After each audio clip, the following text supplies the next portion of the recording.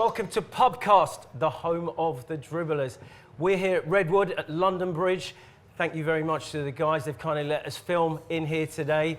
We are going to be talking everything football, and I mean everything football. I've been joined by a few of my good friends here. They're going to be participating later on, but they're here, I think, really to see my very, very special guest, someone who had an incredibly colourful career, probably one of the best players I played up against, and he's a fantastic guy as well. If you can just say a very warm welcome to Tony Cascarino.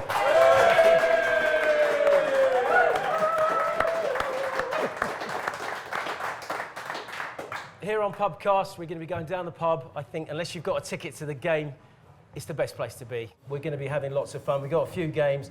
I think Tony's going to be playing a bit of golf later on, but he's going to be telling us some wonderful stories, picking into his career. And we're also going to be joined by Richard Keys. I mean, Richard Keys was there at the start of the Premier League. He and Andy Gray were the guys that were the face of football. But really, I'm going to start here. Before we really get into what's happening right now in football, I just want to go back over an incredible career, Tony. So it all started at Gillingham back in the day, and you were telling me you were a builder. You used to work on a building site. Yeah, I didn't want to mention to you before, John, but I did hairdressing before. Whoa! So if you want a shampoo and set. Do you know? No, I did hairdressing for about 2 years, and then went into the building game randomly. Wow. So it was a complete change. So how tough was that, going into that professional environment off a building site? Well, like you can imagine the banter, we've experienced it in dressing rooms. Yeah. So it was the sort of same thing on the building site, because I tried to keep it quiet, but like everything in a dressing room, you can't. Someone's going to let it out the bag. But so you gravitated to that very quickly, and just you were saying, it was about £100 a week? My first contract was £105 a week at Gillingham, and Wow. I was on £100 a week on the building site, and Keith Peacock, who is the dad of Gavin Peacock, Yes. who played for Chelsea, Yep. QPR, he was my first manager. Okay. So when I negotiated with him, I said, look, just pay me what I'm getting on the building site. No, he said, I'll give you a bit more. So he gave me £5 more. But I didn't realise what Big money. but I didn't realise at the time that I went in, and a lot of as you've gone through the system in football, that a lot of the apprentices who have become players of signing their first professional contracts, they want less money. So I already upset a few players who'd gone through the whole system of being a young lad at a football club from 14, 15 upwards to being the highest paid first year pro. So I had that because I think when I was an apprentice, we were earning nothing. I think I got £50 and they paid my mum £50. But my friends who'd all gone out to work were earning £200, £300. What position? Your mum. Because they were trying to teach you to pay rent and pay your way. But I mean, your career quickly took off. Millwall, that was special. Yeah. You played 105 games, 42 goals for Millwall. That was a special time. Teddy Sheringham. Who am I thinking of? Yeah, Herlock in midfield, I remember. Yeah, with Les Briley. That was a tough side. I can go down to the Den, as you say. He tells me a lovely story where the away fans didn't usually come to the Den, did they? No. It was horrible. The clouds descended. You could get into a lot of trouble going down there. Yeah, I played my first game away from home for Millwall, and I didn't play particularly well. And then I came in for my home debut, and I walked out the tunnel, and I had my head down, and I sort of struggled onto the pitch, and all I remember is this Millwall fan shouting out, "Get that effing piano off your back, Cascarino!"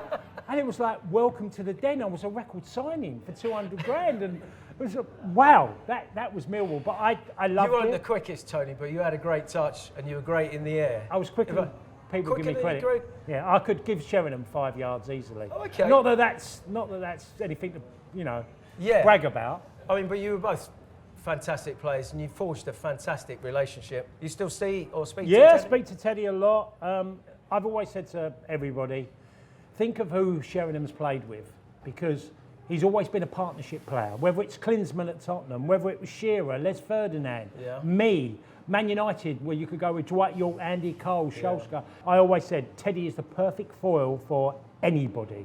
Not one particular forward, but any forward you play within the game. And he proved that.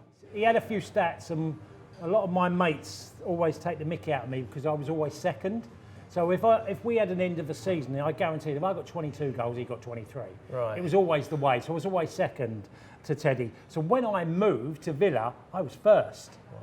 You know, but my nickname, and I talked about nicknames earlier because it's funny nicknames at football club. My nickname at Villa was Ted. Really? Yeah. And I asked Paul McGraw, who was a Villa player at the time, I said, after about 4 or 5 games, why do they call me Ted? Why is everyone, in training, Ted, give me the ball. I said, why do they keep calling me Ted? He went, we think we signed the wrong one. We wanted Teddy Sheringham.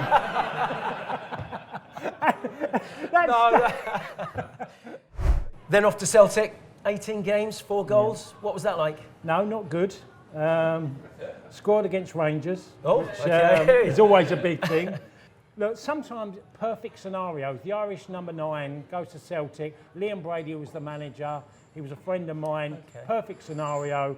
Backfired. I didn't last particularly long there, but it's always been that thing in my career. You know when people say they don't have regrets? Well, I think you do. If you look back at your life, you do. I think you try and blank it out and you try and just disown it really and move on. I regret that it didn't work out for Celtic. So, I mean, everyone says, arguably, that is the biggest derby, biggest game in world football. When you talk about your North London derbies, you talk about Liverpool, Everton, you talk about the Milan, but people say, Palace, Millwall, Palace, Brighton, Rangers, Celtic, where's that sit for you as derbies Yeah, I'm going to upset a few here. Oh, okay. Second to PSG Marseille. Okay.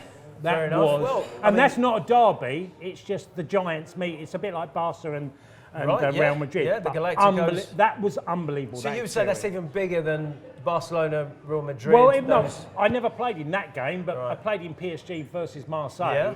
And to this day, the toxic atmosphere on the terraces and the experience of playing in that game and the build-up to the week, and don't get me wrong, Celtic and Rangers wasn't much behind that, but I would always put that first. Okay, so then you go to the mighty Chelsea. So where were Chelsea at that time? Matthew Harding coming in?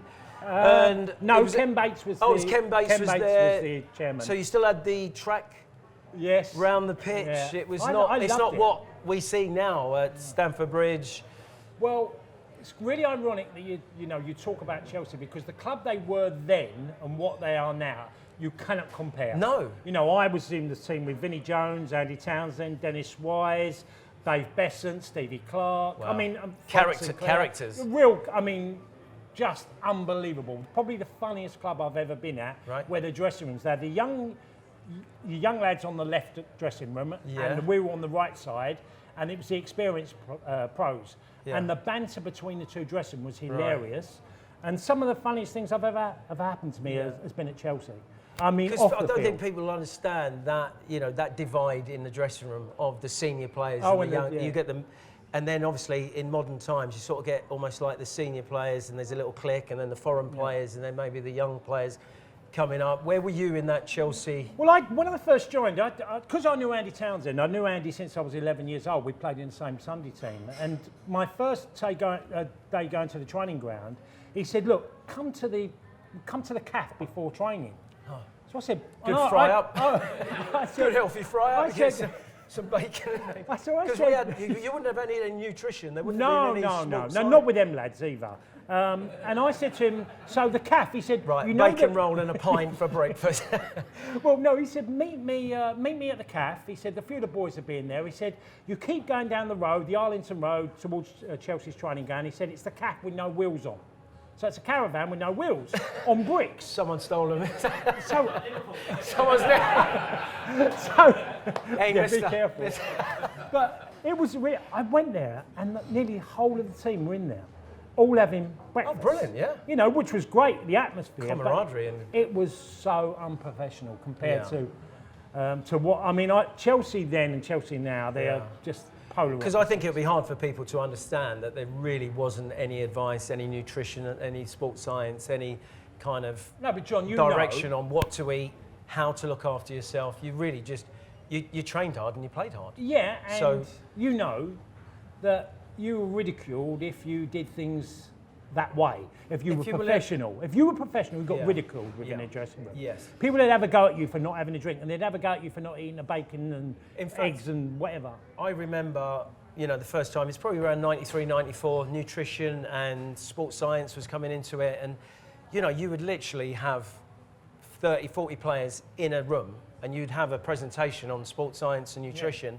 And the lads would just sit there going, and then there'll just be me and Gareth Southgate sat there afterwards going, actually, can we also a bit of protein?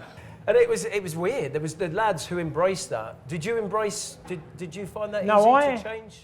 I unfortunately was a player that put on a bit of timber a bit too easy. Oh, okay. So it didn't help me English football. You know, I've many a training sessions after Chelsea. The lads would say we'll go to a pub round the corner and have a couple of pints, a game of darts, a game of pool. I think it's hard to explain that you went out for a beer and the camaraderie and the team spirit. That's where you built the team spirit. Yeah, let's get it right.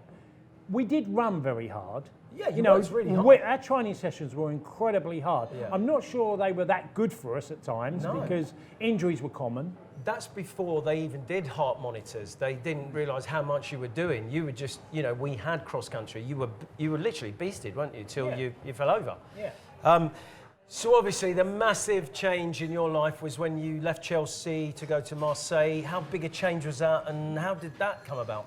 Well, it was probably the strangest thing that ever happened in my life, football-wise. And honestly, John, I went to World Cup '94, out of contract. Glenn Hoddle told me I could leave. So I'm a bit disillusioned because, you know, your contract's up. I haven't got anywhere to go. And then I get to America and I'm getting faxes because that's what it was in them days. And I had one from Notts County and then one from Blackpool. And I'm reading it, and John Sheridan, the Republic of Ireland, and also Sheffield Wednesday, not Forest, and player who's now a manager. I'm reading it and saying Blackpool have come into me and they're like League, I think at the time League One. And I'm reading it, can't go to Blackpool, sure. You're not thinking, great night out, Blackpool.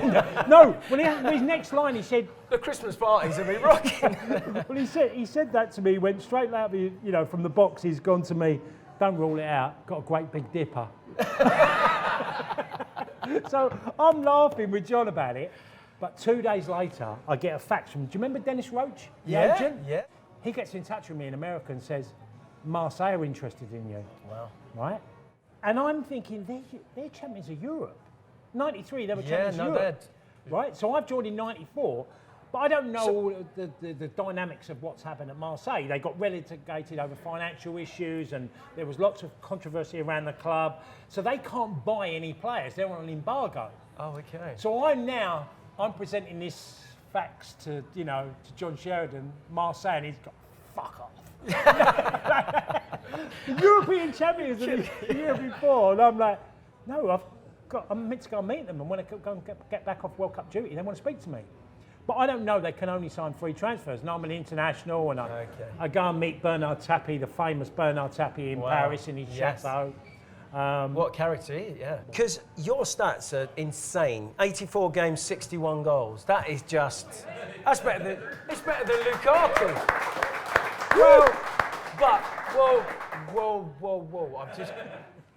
I've got a little something, I don't know if I can go here, you can answer this or not answer that, but I read something that said Bernard Tapie got his personal physician to come along and inject unknown substances into the players, which a lot of the players engaged with, and there was that felt good. What was that like? What was that all about? It was called an adrenaline boost. Oh, okay. Yeah. I think at the time Bernard Tapie also had a Tour de France team. Yeah. Well, and at the moment now we call it EPO. Allegedly. Yeah. I mean, you're right. He did have a Tour de France cycling team before he got into football. I think he had Laurent Fignon, if anyone knows their cycling, who ended up winning the Tour. He had Lance Armstrong? I'm not surprised he won the Tour. But he was a crazy. We played Olympiacos in a European game. Right. And before the game, I was talking to an English journalist, just asking me questions. And just chatting away. How you doing? How you enjoying Marseille? Blah, blah, blah. And Tapie had saw me talking to him. And I get into the dressing room, he doesn't say anything to me. Play the game against Olympiacos. First half, I missed 2 sitters. Comes in at half time and says to me, Chairman, how much? Speaking in English, I'd only just joined, so I don't know any French. How much he pay you? And I went, what? I'm like, what do you mean? He went, 2 chances, you cannot miss. How much he pay you? Right? And I told him where to go. Right, yeah. And he's took off his jacket, and he's like that in front of me. First chairman of a football club is wanting to have and the lads of all the team have all jumped on me, don't get involved. And I'm still swearing at Tappy. And it's obviously we've been kept apart. We eventually won the game, but we got back to Marseille the next day, and we're playing a practice match after, or like a decassage, they called it, like a warm down. And his car pulls up on the pitch, in the middle of the pitch. No way. Gets out of the car, comes up to me and says, big kahunas, kahunas like this. But amazing man. Wow. But he threatened a lot of people. The icing on the cake, though, you had a fantastic club career, but the special bit was obviously your era, Republic of Ireland. You played over 700 games, 267 goals. But what were the special goals for you? Because obviously playing in those World Cups and Europe, they've got to be the pinnacle, right? Yeah, well, scoring against England was massive at Lansdowne Road, which is now the Aviva. Yeah. That was pretty special. Scoring in a World Cup, getting a penalty that got us through against Romania, that was extraordinary. Meeting the players I played with is always special. Jack Charlton, first time I ever met Jack. I met him at Ellen Road. Yeah. And I played for Ireland 3 times under Owen Hand, and then I got a knee injury, then I didn't play for 18 months. And I play at Leeds United for Millwall, and we win 2-1. And I score, Sheringham scored. Anyway, I'm on my way into the dressing room, and the Leeds United dressing room, the away dressing room, were very close. And as I walk in after the game to the dressing room, Jack's there. And I look at me and went, do you want to play for Ireland again, big man? Like that to me, and his Geordie accent. Wow. And I've gone, yeah, I'd love to, Jack. I'd love to. And he went, I watched you at Gillingham. I went, did you? He went, yeah, I thought you were shit. You've done really well. But Jack would always do that.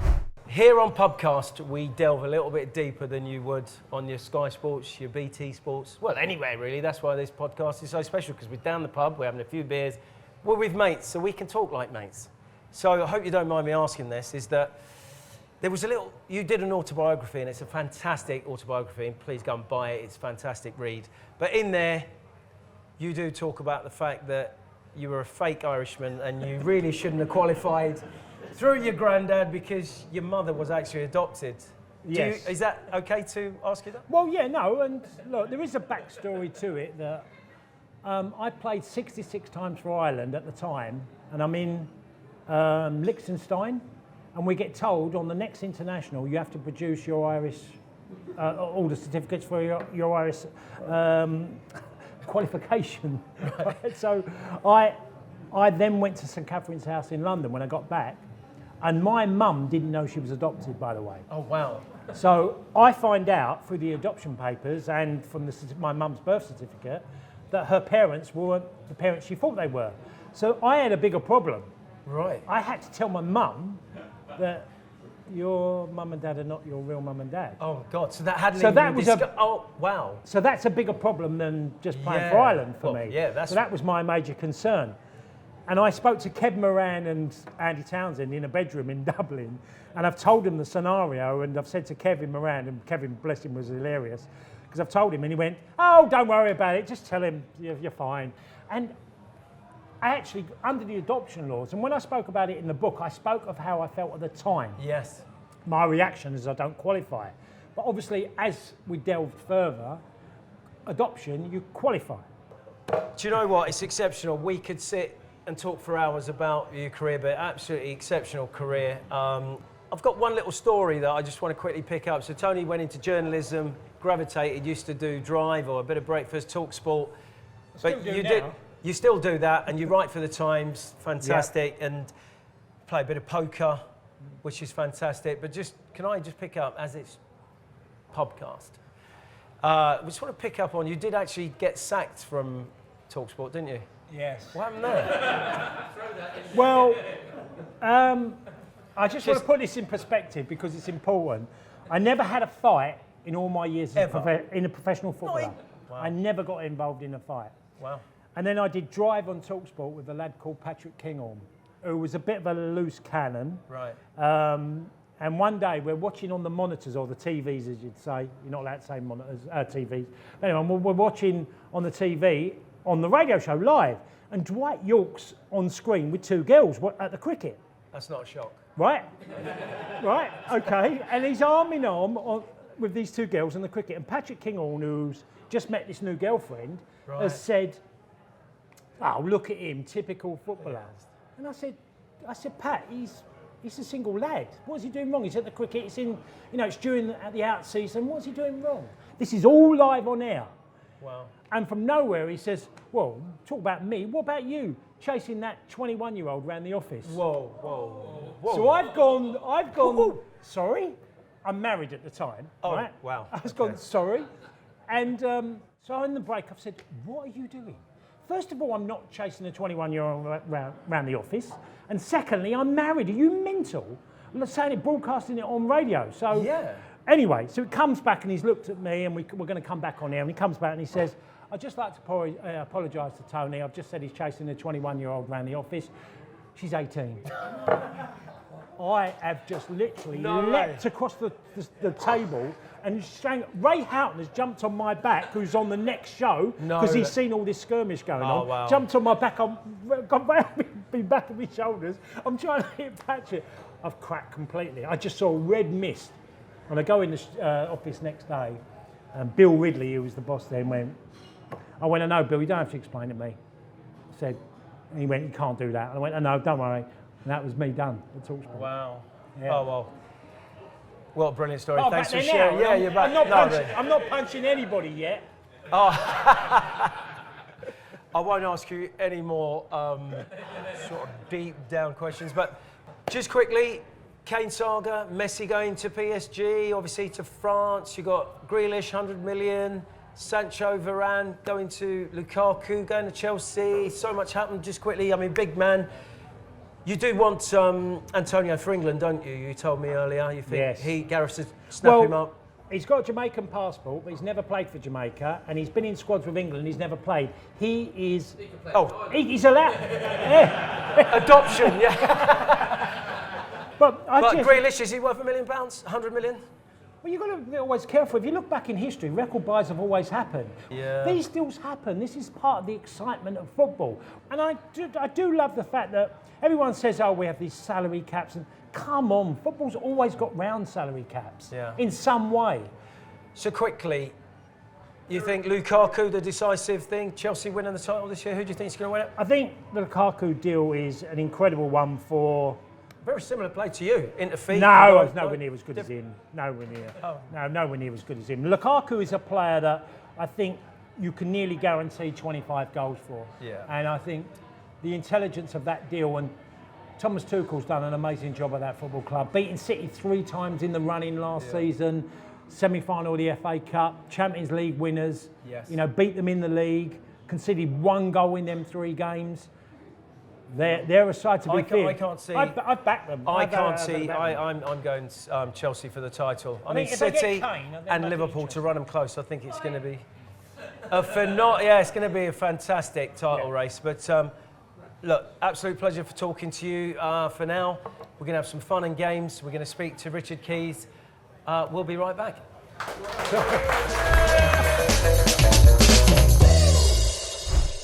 Well, this is the show that keeps on giving. We've got a special treat. I'm so delighted. I haven't spoken to him for a while, but someone who started the Premier League revolution right back in '92. He and Andy Gray were the face of the Premier League football.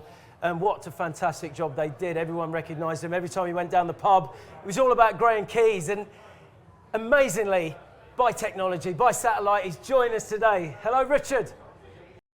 John, how are you? Slightly larger face these days, my friend, but yeah, one of the faces of the original Premier League 30 years ago now. It's amazing, isn't it? I have to say, that looks like a bloody nice care home, by the way. Yeah, it's got wheels. How did you know? How the devil are you? You guys are now being sport out in Doha, running things. How are you and Andy? We are flourishing, John. Good. Can I also just say good afternoon to Cass, proper player, by the way. Oh, proper player. No, proper he's player. A proper played for a proper club, not your fancy down Crystal Palace. Whoa. The Wall. Whoa! Richard, I have to say that we share a love of Coventry City, and it's fantastic to see them back in the Championship. How good is that? It's excellent, John. And may I just say, whilst we are being complimentary, you were one of the finest wingers we ever had, my friend. And we've had some very good wingers down the years. Oh, yeah. And I was disappointed when you left us, as you know. Were, yes. We had a little conversation in the car park. I said sign, you said no, and that was the end. Kaz, Kaz and I were sort of talking earlier. It's one of those moments where I sort of clashed with Gordon Strachan. He thought I didn't want to sign. I did want to sign. We were just arguing about money. But I was sad to leave as well. But anyway, we'll move on. John, we'll move on it wouldn't be the first to have exchanged sharp words with Gordon. Oh, no, he was feisty, to say the least. But, Richard, I mean, we started out, 30 years ago. I was presenting Goals on Sunday with Anna Walker. You and Andy were the voice of Premier League football. Absolutely incredible. Yeah, it was, John, and it was quite something this year to think that we were starting our 30th season. Well, we claimed 30, but of course there was the two in between towards the latter end that we spent on the radio. So I mean 30-ish, 28, 30, but it's an awful long time, and it's been a great ride. It's been absolutely brilliant. And there are some who think that we're sat out here in exile in the middle of nowhere. We're at the heart of everything, John, here in Doha, and we've been here 8 years. And I wouldn't swap it for the world. Honestly, I wouldn't swap it for anything. It's such a good life. I'm still waiting on the invite, Richard. So, well, just as soon as we can, John. When COVID allows us, we'll probably not call anyway. So, yeah.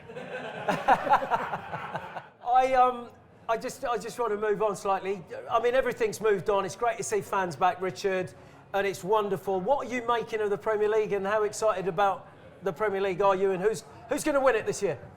Well, for some clubs, John, no change. I mean, you wouldn't think that they've got fans back, yours amongst them, but some of the bigger clubs like Coventry, it's really good to see that stadium jumping again. We missed it. I mean, we should say great credit to everybody that took part in allowing us to continue to watch our football, because it wasn't easy to keep on the road, the show.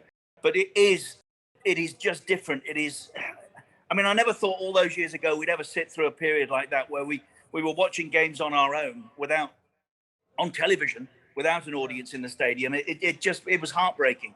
I'm delighted to see Moyes boys top of the pile. I've got huge respect for David. I thought Lukaku and Tony, I think, would appreciate that. Lukaku was magnificent at the weekend. Yeah. I went back Saturday night and thought, a proper centre forwards performance. Who do I remember playing like that? Probably only two, Drogba and Shearer, in all that 30 years. Yeah. I just thought he was awesome. We need a strong United, so it's good to see them rebuilding. And one of the least surprising aspects of the weekend, Fernandes falling over and expecting a free kick. Well, I've got news, Bruno. We're not giving those this year. There won't be so many penalties at Old Trafford. Trust me. But it's great. I've loved it. I loved every minute of it. Great. What do you reckon of Jack Grealish? 100 million? Worth it? Were I Gareth Southgate in the summer, he'd have been the first name on my England team sheet every week, and then I'd have picked a team around him. I think he's that good. But is he going to make Manchester City that much better, bearing in mind he's surrounded by real talent there? If I was City, I'd have gone and bought Kane, and then if I could have got my hands on Grealish, I'd have done that as a second piece of business. Absolutely. You see him winning the title if they don't buy a striker? No, I don't see them winning it anyway. The two I've gone for, John, one will surprise you. I think Chelsea could and should with everything they've got. I think they've got the best squad, enormous depth. So they should. But the one who I think might just be Manchester United. Close last year, very, very close. Added very well, I think. And if they can perform better than they did when they went to Saints at the weekend, and they need to, I think there's a challenge in them. I wouldn't be surprised at all to see them win it. Oh, wow. Kaz, you want to ask? Yeah, I want to ask you something. Obviously, I have to do it for you, don't I? Yeah. Your relationship with Andy. Your relationship with Andy, how has it changed, the dynamics, Richard, over the last, 30 years? You never wanted to chin him? Yeah, yes, occasionally. You know what it's like when you're in close contact with people all of the time. Occasionally you have the odd word that's a little on the sharp side, but No, I wouldn't want to be without him. I've never wanted to work anywhere without him. We actually don't live in the same place. I think a lot of people are of that opinion that we might share housing as well. But no, it's been great, Cass, and I think there's a little bit of time left in us yet. We're going post World Cup, and beIN Sports have added 3 more years to their Premier League rights. So who knows? Who knows?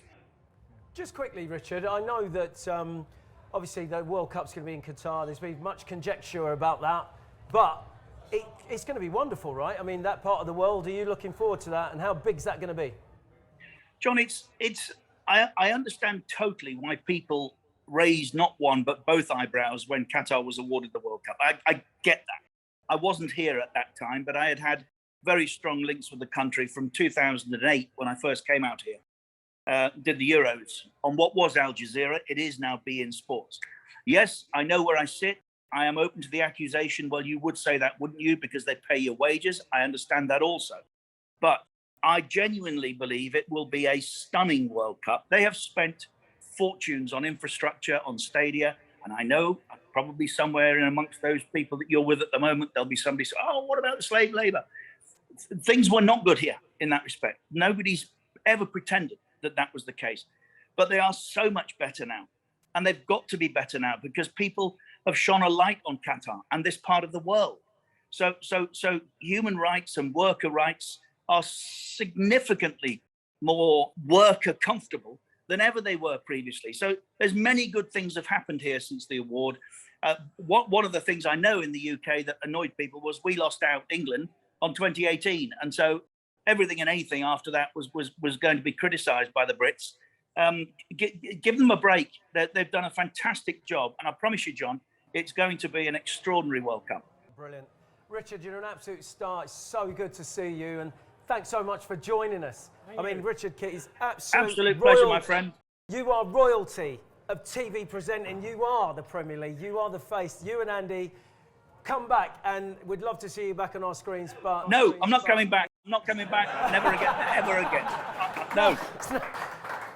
Sod you then. Sod you. You are an absolute star. Thank you for joining us. Cheers. Please give Richard Keys a round of applause. See you, guys. Love you, big man.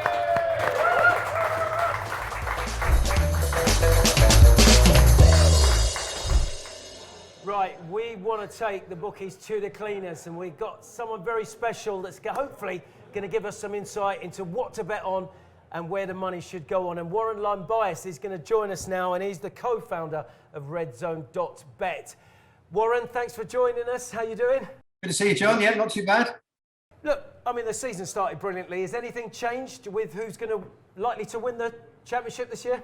The Premier League, yeah. I think Man City have drifted a bit after their defeat to Spurs, and there's been a bit of money coming in for Chelsea, really. So if you look at Man City, they opened on the start of the season, they were like 1.8, which is 4 to 5 in old money, and they've drifted out now to 2.2, 6 to 5 at 365. Betway opened the season with them at even money, and now they're at 2.25, which is 5 to 4 in old money. Chelsea opened on the first day of the season. They were 4 to 1 at 365. They're now 3.5, 5 to 2 at Bet365 and Betway. So that's going to give you a bit of value there. And Betfred still has them at 3.75, which is 11 to 4 in old money. So if you fancy Chelsea and Man City, and a lot of the pundits are saying it's going to be one of those two. Well, the other ones, I suppose, Liverpool, they've had a good start to the season, and the price is sort of pretty steady for them.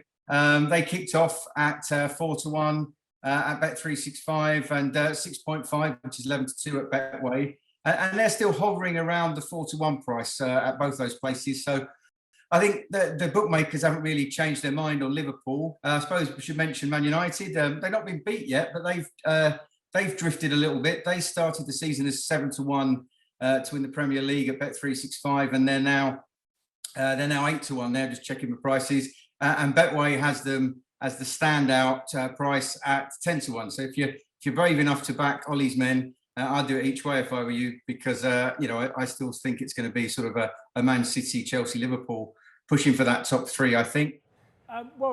We talk about top goal scorers and the market, and there's always market movers. Obviously, players like Kane and Salah are always favourites as we enter the season. But has that changed much over the last few weeks? Value bets for me. Antonio is still 33 to 1. And after his performance last night, he's wearing the number 9 shirt at West Ham. David Moyes is obviously trying to get him to believe that he's that centre forward now. And even us West Ham fans who didn't always believe in it are now we're drinking that Lucasade, if you like. So, he could be a value bet. And the other value bet for me in this market would be Dominic Calvert-Lewin. I think he's up there at 20 to 1. So if you're looking for value, Antonio at 33 to 1, Dominic Calvert-Lewin at 20 to 1. If you want, a surer bet bar injuries, then I think Harry Kane at 6 to 1 is your man there. I was going to ask you, Warren, if you look behind you, I want to know why your door handle's so low. I've never seen a door handle so low. What you don't realise, Tony, is I'm not a centre forward like you. I'm stood up at the moment. You think I'm sat down, mate. So. Warren, just quickly, obviously, looking at the other end, just a quick one. Who are odds on to go down? Unfortunately, 3 have got to go down. It's going to be disaster, but who are favourites to go down at the moment? Well, the bookies at the moment have Norwich, Palace and Watford. Favourites go down. Palace. Whoa! What, Patrick? Palace will be the ones that are shortening. Not got off to a great start. Palace seem to sort of flip around in these some of these managerial appointments. And is Patrick Vieira going to be the guy? Who knows? Us bookies aren't too sure at the moment. I actually think, though it might be myself, I think it might be Norwich, Palace, and Burnley at the end of the season. And other sort of moves. I think Newcastle, the price for them to be relegated is a bit short. I probably would say that with some of my connections with the club. But I think they're going to probably end up mid to lower mid-table myself. I don't think they're going to get relegated. So if you wanted to oppose them and lay them to get relegated on the exchange, I certainly wouldn't put you off. The interesting bet for me, I think Wolves at 5.5 at Betway is the best price. I think that's a Wolves could go the wrong way if he doesn't get a win soon. He's got to turn it around quickly there, and they could well get pulled into it. Yeah, it's going to be an interesting season. Warren, thanks very much for joining us. Thanks for your time and lovely insights in there. Thank you very much at Red Zone Bet. No problem, John. No problem, Tony. Take care, fellas. Thank you. That was Warren Lambias. Thank you.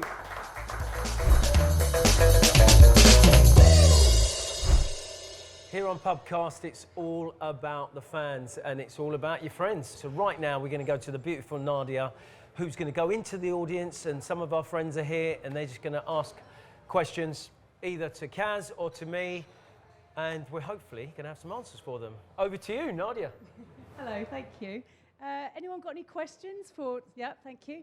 Kaz, straight to you. As a Millwall player, was it ever a problem that no one liked you and no one cared? Any what? Did I hear that right? No one liked it. Everyone likes That's the Millwall chant. The Millwall chant, no one likes us, no one cares. You invited him. Yeah, it's always been a funny one for me on that chant, because there's times I wanted Millwall fans to be loved as a football club. And when not very nice things happened, and a few of them have not happened over the years, I've actually called Millwall fans out on this issue and saying, look, let's get rid of the chant. Let's try and be loved as a football club, because there's a lot of good things that happen within the community, the club itself, but they seem to get great pride out of no one likes us. I understand it, but I think there's also a flip side to the no one likes us tune.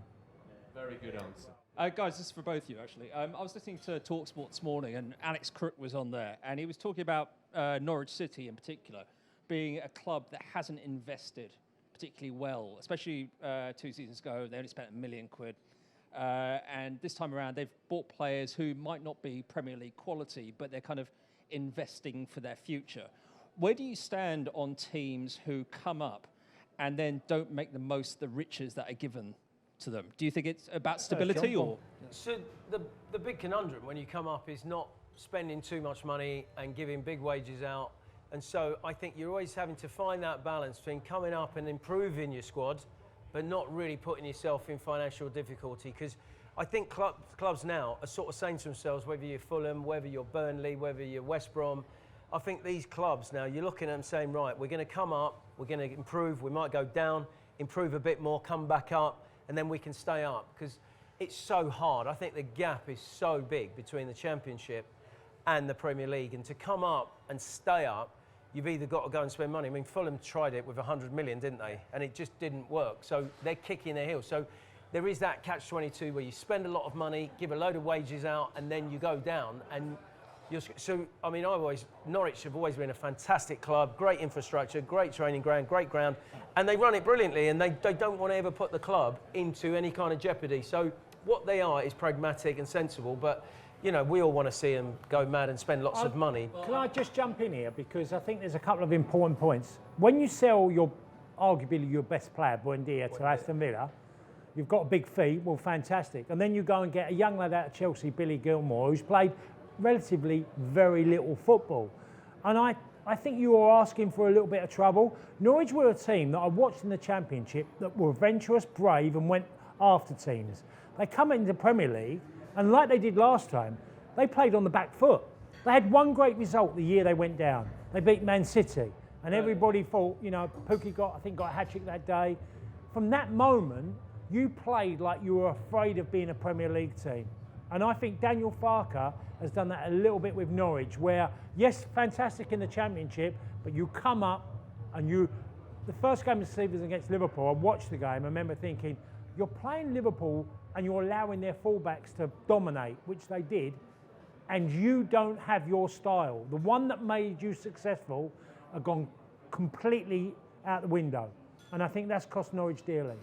Yeah, thanks for that. Do you have another question for John or Tony? Oh, it's for both of you. What is your most memorable off-the-pitch moment that will always bring a smile to your face? Most memorable off-the-pitch moment. I think I'll tell you this quick little story because it always stays with me. My wife went in, my first wife, went into labour the day before Millwall played a home game at the Old Den. And I had this conversation, am I going to play? No. And she went, go and play, whatever. Anyway, and as I drove to the game on the day of the game, I parked my car up, I come out and I saw some fans and I started signing autographs. This is the fans and I had all the best. Played the game, got told afterwards, got to get to the hospital, your missus has had a baby, okay? You've got a son. So I drive to the hospital, and on the way I think, I need to get a card, better get a card. So I get a card, write in the card, get to the hospital, present it to my wife.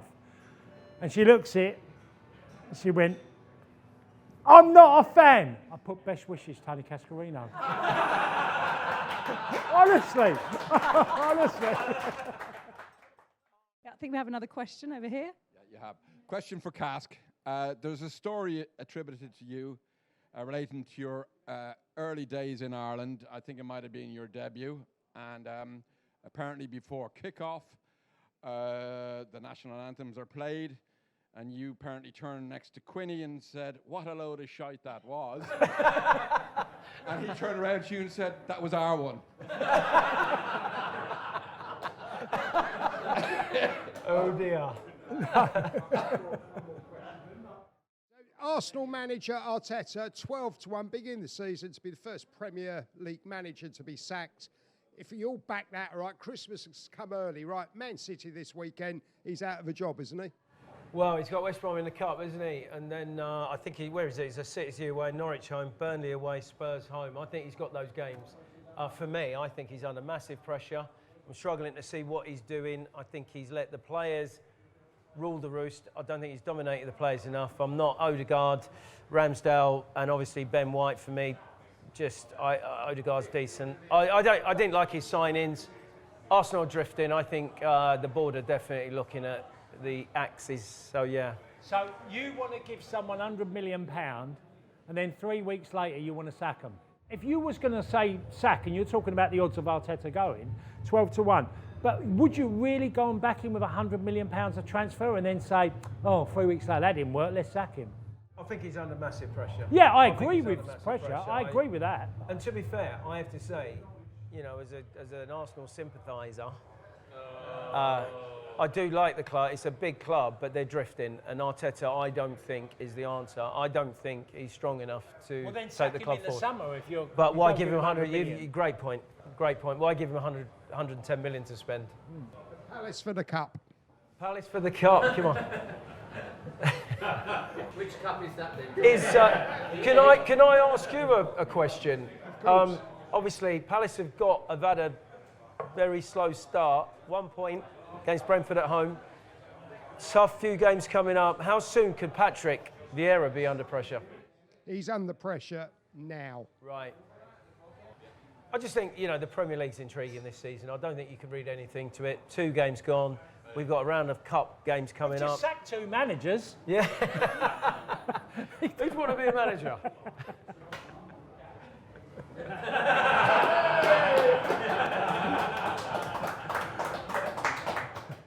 Well, it's been absolutely amazing. PUBCAST, we get under the skin of it. We talk football. We are the dribblers, talking everything football with your mates, having a couple of drinks, having a laugh. It's been an absolute pleasure. Sensational guest, over and beyond. Absolute legend, Tony Cascarino. Thank you so much. Brilliant. And thank you, guys. Stay tuned. See you next time. Join us again. It's been a pleasure. Thanks for joining us.